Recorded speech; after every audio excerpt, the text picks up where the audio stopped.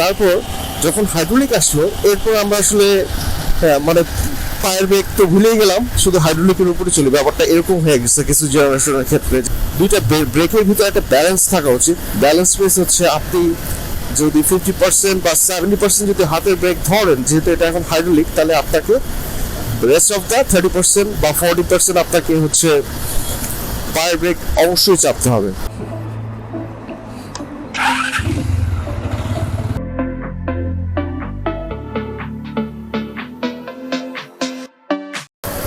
Hello everyone, আশা করছি সবাই ভালো আছেন। আজকে অনেকদিন পর আসলাম, যেহেতু রোজার সময় তাই সচরাচর শুট করা হয় না। আর অফিস টাইমটাও যেহেতু চেঞ্জ হয়ে গেছে, মোটামুটি 8:30 থেকে 4টা পর্যন্ত অফিস, তাই ওইভাবে সময়ও পাওয়া যায় না। আর বাসায় যাইতে যেতে হচ্ছে ইফতারের সময় হয়েছে। তো আজকে ভাবলাম যে একটা কন্টেন্ট আপনাদের সাথে শেয়ার করি যে আসলে বাইকে অ্যাকচুয়াল ব্রেকিং করার সিস্টেমটা আসলে কি। আমরা একটা জিনিস জানি যে আমাদের সময় যখন হচ্ছে খুবই সিম্পল যে বাইকগুলো ছিল, ড্রাম ব্রেক এবং হাইড্রোলিক তখন নতুন নতুন আসছে 2000 আমি 5-6 ওই সময়টার কথা বলতেছি। ওই সময়টা দেখা গেছে যে আমরা আমাদের বাইকের সামনের ব্রেক বলতে আসলে কোনো কিছুই ছিল না, এটা জাস্ট একটা শো অফ। সামনের ব্রেকটা হচ্ছে ধরলেও কি না ধরলেও কি, এটা আসলে ওরকম একটা থামবে না, বাট একটা জাস্ট একটা ভরসা যে যেটা হচ্ছে সামনের ড্রাম ব্রেক ছিল আর কি, যে একটা ভরসা যে কিছু একটা হবে, এটা কোনো মতে থামবে, বা না থাকলে একটা আনইজি ফিল হতো, বাট থাকার জন্য থাকা।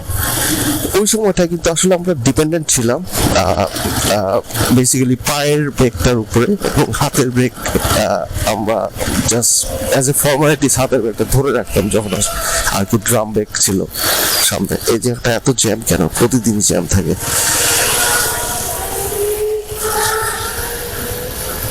যাই হোক, ট্রেনের সিগন্যাল পড়ছিল, যেটা বলতেছিলাম যে আমরা হাতেও সামনে ড্রাম ব্রেক ছিল এবং পায়ে তো ড্রাম ব্রেক ছিল। ওই সময় আমরা ফর্মালিটিস হিসেবে হাতের ব্রেকটা ধরতাম, পায়েরটাই হচ্ছে মোস্টলি আমরা ডিপেন্ডেন্ট ছিলাম।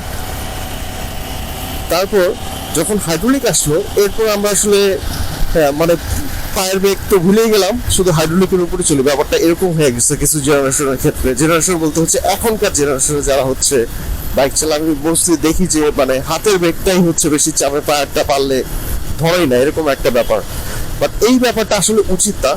দুইটা ব্রেকের ভিতরে একটা ব্যালেন্স থাকা উচিত। ব্যালেন্স বেস হচ্ছে আপনি যদি 50% বা 70% যদি হাতের ব্রেক ধরেন, যেহেতু এটা এখন হাইড্রোলিক, তাহলে আপনাকে রেস্ট অফ দ্য 30% বা 40% আপনাকে হচ্ছে পায়ের ব্রেক অবশ্যই চাপতে হবে। এটার কারণ হচ্ছে ধরেন যদি আপনি আনসার্টেন একটা সিচুয়েশন, দেন আপনি হচ্ছে শুধুমাত্র হাতের ব্রেক ধরলেন। আনসার্টেন মিনস সামনে কিছু একটা চলে আসলো, আপনি ইউজ টু না দুইটা ব্রেক ধরাতে ইউজ টু না, তখন সামনে কিছু একটা চলে আসলে আপনি দেখা গেছে শুধু হাতের ব্রেকটা ধরবেন, অ্যান্ড দেন আপনি আপনার সামনের চাকা স্কিড করবে, কারণ আপনি তখন হাতের ব্রেকটা যেহেতু ধরার অভ্যাস, ওইটাই হচ্ছে বেশি চাপবেন, পায়ের ব্রেকটা ধরবেন না, তখন হচ্ছে আপনার সামনের চাকা স্কিড করে পড়ে যাবে। এই জন্য সবসময় ব্যালেন্স করে ধরতে হবে। ব্যালেন্স মিস হচ্ছে অবভিয়াসলি দুইটা একসাথে চাপার অভ্যাস করবেন। আমার হাতেরটা যদি 50% আমি চাপি, আমার পায়েরটা 50% চাপবো, এবং এটার মধ্যে একটা কম্বিনেশন এবং ব্যালেন্স রাখতে হবে যে আমার বাইকটা যাতে সামনেরটাও স্কিড না করে অ্যান্ড দেন পিছনেরটাও যাতে স্কিড না করে। অনলি শুধু পায়েরটাই আমি চাপবো, বেশি হাতেরটা চাপবো না, ওইরকম হলে দেখা গেছে যে পিছনের চাকাটা কিন্তু স্কিড করবে। সো এই জিনিসটা একটু মাথায় রাখতে হবে যে ব্রেকিং এর ক্ষেত্রে কিভাবে হচ্ছে হাত আর পা দুইটাই হচ্ছে একসাথে ইউজ করা যায়। সো একটা জিনিস দেখবেন যে অনেক সময় আমরা যদি পায়ের ব্রেক বেশি চাপি, যে শুধু পায়ের ব্রেক চাপলেও কিন্তু হবে না। এটা নট অনলি যে আমরা হাইড্রোলিকের কথা বলতেছি, আমার যদি সামনে ড্রাম ব্রেকও থাকে সামনের চাকায়, তখনও আমি দুইটা ব্যালেন্স করে চাপবো। আর আমার পায়ের ভিতরে যদি হচ্ছে আমি বেশি চাপ দেই, তখন যেটা হবে, আমি হাতেরটা যদি একেবারে না ধরি, তাহলে হচ্ছে আমার পিছনের চাকাটা হচ্ছে স্কিড করবে, স্কিড করে বাইকটা ডানে বা বামে ঘুরে যাবে। তো সেই কারণে আসলে দুইটা চাকা একসাথে ব্রেক ধরা উচিত। আর ব্রেকিং এর এই ব্যালেন্সটা যদি আপনাদের ভিতরে থাকে, তাহলে হচ্ছে আপনার এবিএস গাড়ি বা হচ্ছে ডাবল ডিস্ক গাড়ি, এই জিনিসগুলো আসলে খুব একটা বেশি প্রয়োজন হবে না। আপনি যদি দুইটা হাত এবং পায়ের ব্রেক একসাথে ব্যালেন্স করে ধরতে পারেন, তাহলে হচ্ছে আপনি নর্মাল গাড়িতেও দেখবেন যে খুব সুন্দরভাবে আনসার্টেন একটা সিচুয়েশন বা এমন একটা সিচুয়েশন যেখান থেকে ব্রেক করে হচ্ছে আপনার বাইকের স্পিডিং কমাতে হচ্ছে অনেকটা ডিফিকাল্ট, সেই জায়গাটা হচ্ছে আপনি দেখবেন যে খুবই সহজেই এবং অনেকটা পরে ব্রেক ধরে হচ্ছে কন্ট্রোলে নিয়ে আসতে পারতেছেন গাড়ি। অনেকটা পরে মিনস যে গাড়ি আছে আমার অনেক সামনে, তো আমি এখনো ব্রেকটা ধরলাম না, আমি কি করলাম আরো পরে ব্রেক ধরলাম, তো তারপর আমার গাড়িটা স্মুথলি থেমে গেল। ইটস লাইক মানে প্রাইভেট কারের মতো। আপনি দেখবেন যে প্রাইভেট কারের ব্রেক যখন ধরবেন তখন হচ্ছে এইটা মানে বাতাসকে আটকায় আর কি গাড়ি থামা যায়, কেমন মনে হচ্ছে যে কি বলবো মানে ওগুলার ব্রেকগুলো আসলে আপনি যদি 90s এর একটা গাড়িও চালান বা অনেক আগের মডেলের একটা গাড়ি চালান, 80s বা 90s এই মডেলের যে গাড়িগুলো, ওই গাড়িগুলো চালানো দেখবেন যে ওদের ব্রেকগুলো এমন একটা ব্রেক যে মানে 100 স্পিড থেকে যখন এটা থামে তখন খুবই মানে ব্যালেন্সড ভাবে থামে, মানে যে বাতাসের জিনিসটা আটকায় থামানো হয়েছে এরকম।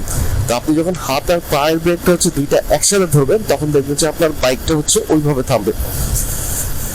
আর হাত ব্রেক করার ক্ষেত্রে যেটা আমি সাজেস্ট করব, ধরেন আপনার সামনে কোনো একটা আনসার্টেন সিচুয়েশন চলে আসছে, কোনো একটা গর্ত হোয়াটএভার ইট ইজ, মানে ধরেন যে কোনো একটা গাড়ি চলে আসছে, তখন হচ্ছে আপনার ব্রেক করতে হবে। তখন যেটা করবেন হাইড্রোলিকটা ধরবেন, ছাড়বেন। It's like a manual ABS, simply একটা ম্যানুয়াল এবিএস, যেটা হচ্ছে আপনার অটো এবিএস থাকলে যেটা মানে হইতো সেটা হচ্ছে আপনি ম্যানুয়ালি হচ্ছে সেটা আপনি করতেছেন।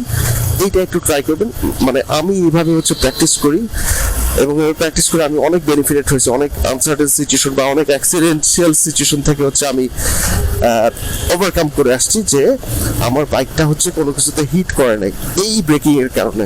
যে ব্রেকটা ধরবেন ছাড়বেন, যাদের হচ্ছে এবিএস নাই তাদের জন্য এটা, এবিএস যাদের আছে তারা তো হচ্ছে ওটা অটোমেটিকই কাজ করবে। আমি এই যে এরকম ধরলাম ছাড়লাম, ধরলাম ছাড়লাম, এভাবে মানে এটা মিলি সেকেন্ডের মধ্যে এই কাজটা করতে হবে, খুবই ফাস্ট। কারণ হচ্ছে আপনার সামনে তো জিনিস চলে আসতেছে বা অবস্ট্রাকল চলে আসতেছে, এর আগেই হচ্ছে আপনার বাইকটাকে হচ্ছে মানে স্পিডিংটা কমাতে হবে। সেই ক্ষেত্রে হচ্ছে এই যে ব্রেকিংটা এটা খুবই তাড়াতাড়ি করতে হবে, মানে মিলি সেকেন্ডের ভিতরে ধরবেন আর ছাড়বেন 4-5 বার, খুবই হালকা হালকা করে ব্রেকটা ধরবেন, ততটুকু পর্যন্ত ধরবেন যে আপনার কাছে মনে হচ্ছে যে অতটুকু পর্যন্ত আমার চাকাটা স্কিড করবে না বা আমার বাইকের টায়ারের উপর আমার ভরসা আছে যে এটা এখনো স্কিড করবে না, তাই এটা এতটুকু পর্যন্ত আমি ফুল ধরতে পারি। এইভাবে ধরে হচ্ছে বাইকটা থামাই ফেলবেন। এটাকে আমি বলি আর কি ম্যানুয়াল এবিএস, নিজের নাম দেয়া, মানে যাদের এবিএস নাই।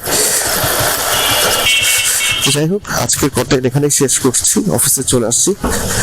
সো আশা করছি এইভাবে যদি ব্রেকিংটা মেইনটেনেন্স করেন আপনারা, তো হোপফুলি মানে ওরকম কোনো আনসার্টেন সিচুয়েশন থেকে আপনারা ওভারকাম করে আসতে পারবেন, মানে হচ্ছে কোনো অ্যাক্সিডেন্ট বা এরকম কোনো ইস্যু হবে না। আর আজকে এইটুকুই। Thank you so much for watching my videos.